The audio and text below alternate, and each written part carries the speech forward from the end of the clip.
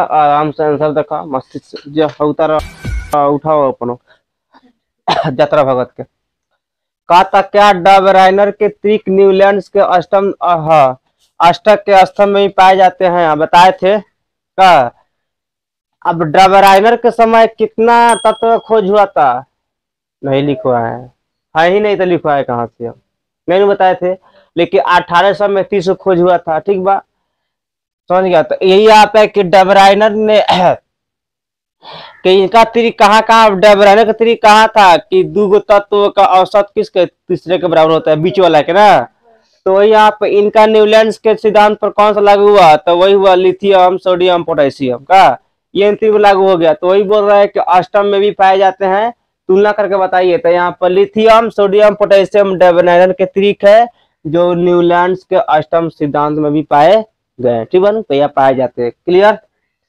तो नंबर में है कि डबराइनर के वर्गीकरण का क्या समय है। तो डबराइनर के समय में तो सबको मालूम है कि कितना एलिमेंट खोजल गई रहे, ये नहीं मालूम, लेकिन ये मालूम बा कि हाँ उनका 9 गो एलिमेंट तले काम कैलक, त्रिक उसके बाद काम न किया, ठीक बा।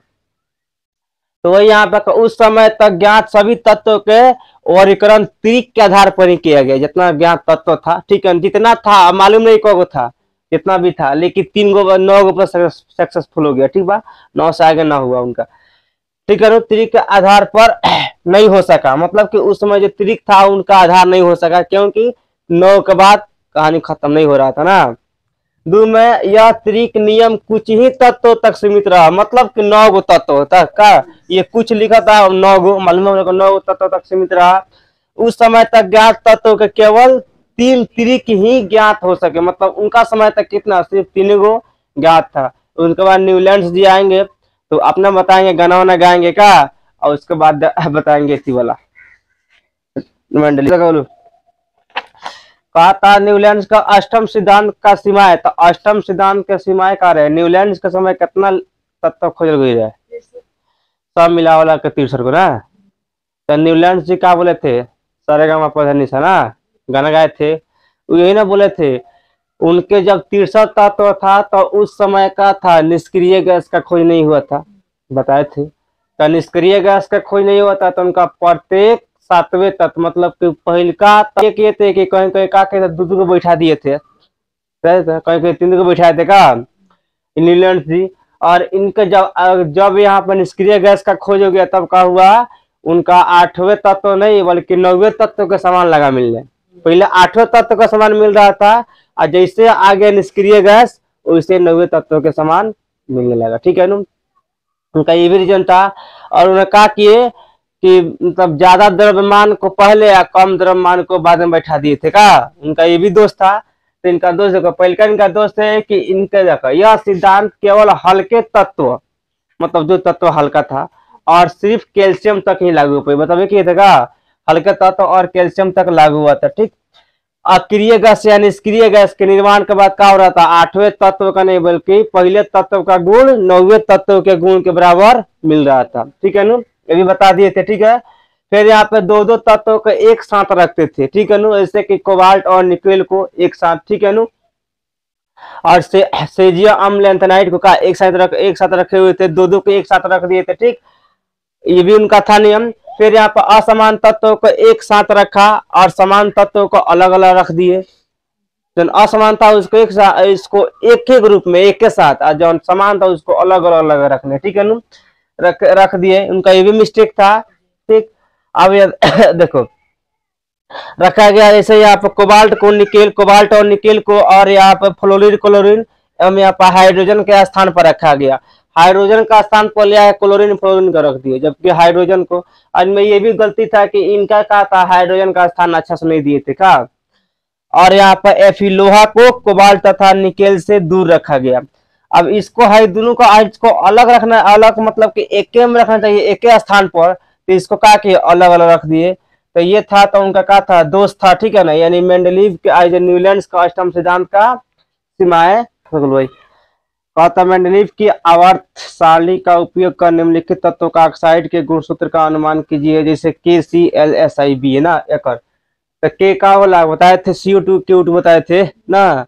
तो के यहाँ पर KO2 80 का होगा CO2 Al के Al2O3, ये ऑक्साइड का सूत्र है ना, Si के SiO2 और Ba के BOO, ये क्या हो गया ऑक्साइड वाला सूत्र हो गया। ठीक, किनका? तब मेंडलीव का आवर्त सारणी का, इसी को उपयोग करके मेंडलीव जी बनाए थे। ठीक है ना, उनका थोड़ा फॉर्मूला अलग था जो किस प्रकार का था।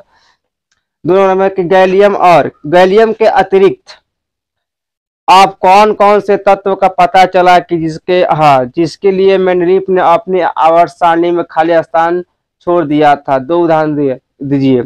तो जर्मेनियम का नाम बोलो, स्कैंडियम, जर्मेनियम का स्कैंडियम, स्कैंडियम एगो ई हो गया। ठीक, एगो हो गया जर्मेनियम, ये दुगो है, स्कैंडियम जर्मेनियम दुगो, जो इसके लिए स्थान छोड़े हुए थे। ठीक है ना। 3rd नंबर में मेंडलीव ने अपनी आवर्त सारणी तैयार करने के लिए कौन सा मापदंड अपनाया? तो उन्होंने सबसे पहले मापदंड अपनाया कि परमाणु द्रव्यमान को बढ़ते क्रम में लिखा। का आदमी कौन है? क्रम का संख्या के द्रव्यमान, तो परमाणु द्रव्यमान का हुआ बढ़ते क्रम में लिख सजा दिया। ठीक है ना।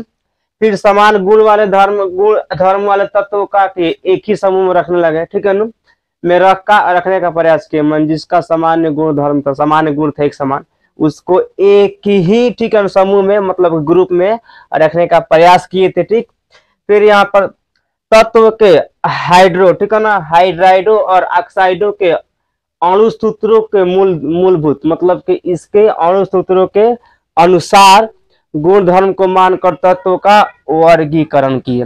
शॉर्टकट में ये कर सकता है लोग कि इसको परमाणु द्रव्यमान के अनुसार इन्होंने बैठा दिया। ठीक है ना, तो इनका ये नियम था। ठीक, लास्ट वाला है 4 नंबर की, आपके अनुसार उत्कृष्ट गैस का अलग समूह में क्यों रखा गया? क्योंकि वो किसी से अपना क्रिया करता ही नहीं है, का वो क्रियाशील है ही नहीं।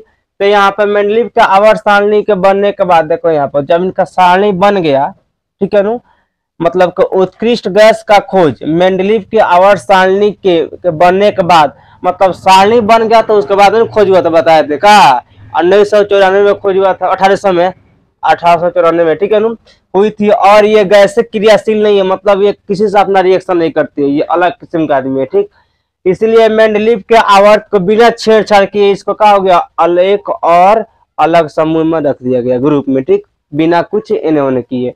तो ये हो गया 4 तक, ये वाला क्वेश्चन बंद। अब आगे वाला देखो, कहा था आधुनिक आवर्त सारणी द्वारा किस प्रकार के मेंडलीव के आवर्त सारणी में विविध, मतलब कहा था कि मेंडलीव के आवर्त सारणी में कौन कौन गलती रहे जो नया आवर्त सारणी में बदलाव लिए नु। तो उनके में पहले का बात तो दूबे के में घुसेर दिस कबो ना रख देसु, उनको यो नियम रहे आ उनका नियम कह के जब जहाँ जे निष्क्रिय गैस आई सक्रिय गैस आई तो उनका 8वां तत्व नाल 9वां तत्व काम करे का।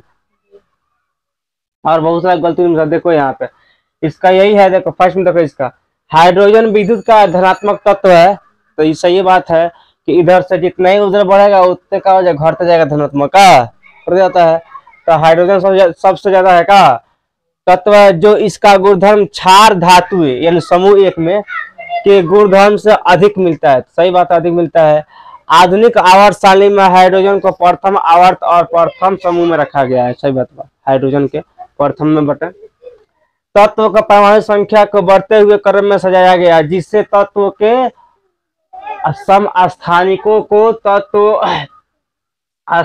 तत्व के साथ उसी स्थान पर आवर्त सारणी में रखा गया, क्योंकि सभी मतलब एक समान, ठीक है नु, समस्थानिकों को कहा हुआ एक समान समूह में रखा गया, एक ही समूह में। ठीक है नु, और परमाणु संख्या समान होती है इनका।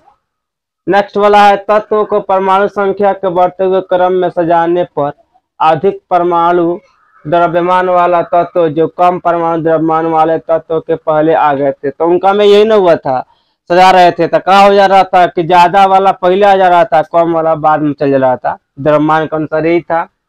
नेक्स्ट यहाँ पर 4 नंबर यह है कि अक्रिय गैसों का 18वें समूह में अलग किया गया, सबके अंदर अलग रखा गया का, क्योंकि क्या होता है किसी से अपना रिएक्शन नहीं करता है, उसका अलग वो है।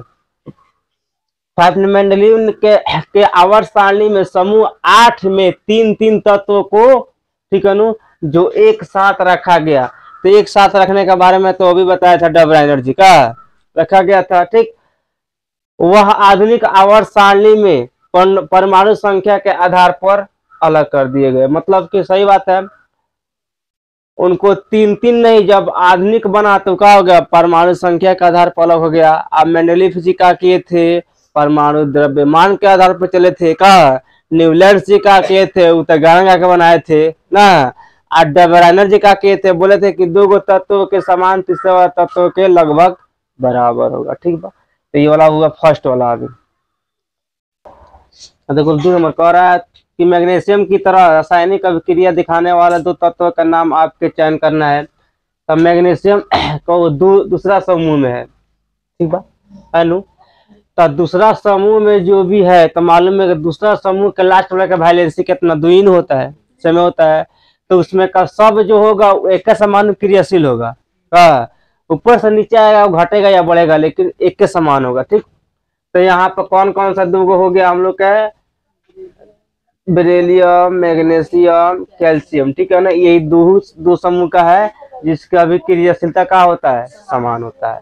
समझ में आ गई। इसके लास्ट का संयोजकता कितना होगा, 2 होगा। ये कितना आवर्त में होगा, मैग्नीशियम कितना तीसरा में है कि तीसरा में है, वो तीसरा में नहीं है, 282 तीसरा में है।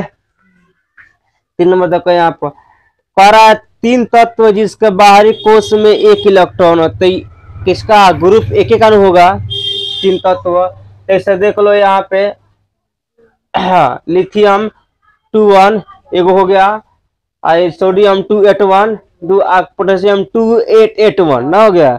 यानी कितना समूह 1 में है ना, समूह 1 का पूरा तत्व है, जो कि लास्ट में कितना 1 वैलेंसी बचेगा। कौन दिक्कत, 2 तत्व जिसके सबसे बाहरी कक्ष में दो इलेक्ट्रॉन है, तो मैग्नीशियम, कैल्शियम ना, इसके अंदर बाहरी में देख लो यहाँ पे मैग्नीशियम 4 नंबर, अच्छा ओहो हाँ, बी नंबर मैग्नीशियम और कैल्शियम, कितना 2 समूह का है। कौन दिक्कत, सी नंबर में इसका है कि 3 तत्व जिसका बाहरी कक्ष पूर्ण हो, तो पूर्ण 18वां में रहता है सब पूर्ण ना। तो हीलियम हो गया, नियोन हो गया, आर्गन हो गया, क्रिप्टन हो गया, एक्सॉन हो गया, डॉन हो गया, कहानी खत्म का। 4 नंबर देखो लिथियम, सोडियम, पोटेशियम, ये सभी धातुएं जल के साथ अभिक्रिया करता है। सही बात बकरला, क्योंकि भड़कता है और हाइड्रोजन गैस मुक्त करती है। इन तत्वों का परमाणुओं में कोई समानता, ये तीनों जल के साथ अभिक्रिया करते हैं क्योंकि ये एक ही समूह के सदस्य है नु, एक ही को समूह के सदस्य सारा है। हीलियम और नियोन दोनों अभिक्रियाशील गैस है और ये एक ही समूह के है। कौन दिक्कत, 2 नंबर के। हाँ, अब ये तीनों कौन किताबों में दिया हुआ है तो का। 5 नंबर में है आधुनिक आवर्त सारणी में पहले 10 तत्वों में कौन सी धातुएं हैं, तो खाली पूछ रहा है कौन धातुएं हैं, हम सब खाना लिख देंगे कौन धातु कौन धातु है। ठीक बनू, तो 1 से लेकर 10 तक नियन तक खत्म होगा, जिसमें लिथियम बेरिलियम का है धातु, क्योंकि लास्ट में कितना है 1 और 2 ना। धातु उप धातु का है बेरिलियम है का, ये उप धातु है। बाकी शेष का कितना हाइड्रोजन, हीलियम, हाइड्रोजन है, हीलियम है, कार्बन है, नाइट्रोजन है, ऑक्सीजन है और फ्लोरीन है, और नियोनी कची है अधातु है। कौन दिक्कत, मालूम है, देखा लास्ट क्वेश्चन देखा आप सब। कहता आवर्त सारणी में हाँ इनका स्थान पर आधार पर इनमें से किस तत्व का सबसे अधिक धात्विक अभिलक्षण की विशेषता है।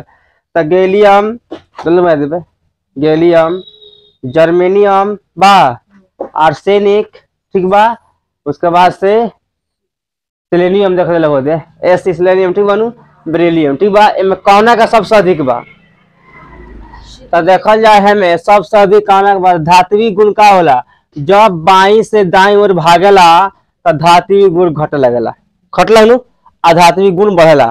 तो मैं देले बा बेरिलियम, तो एक बेरिलियम के बेसी हो जाई तो कौना को होई, तो इसका हो जाएगा बेरिलियम के ज्यादा हो जाएगा, है दे ना। तो वो यहाँ पर लिखा हुआ है कि तत्व, ठीक बनो, ये सारा तत्व गैलियम भाई, गैलियम, जर्मेनियम, आर्सेनिक, ठीक बनो, वो सेजियम कुछ बेरिलियम में तत्व बेरिलियम आवर्त के बाई से बाई ओर स्थित है। सही बात बा, है ना, स्थित बा बाया ओर स्थित है। और शेष तत्व ये सारा शेष तत्व कहाँ स्थित है, दाईं ओर ना स्थित है। तो बाईं से दाईं ओर जाने पर धात्विक गुण का होता है, लक्षण या गुण घटती है, कमी होती है ना। अतः बेरिलियम में सबसे अधिक धात्विक अभिलक्षण है। कौन दिक्कत, बस हो गया।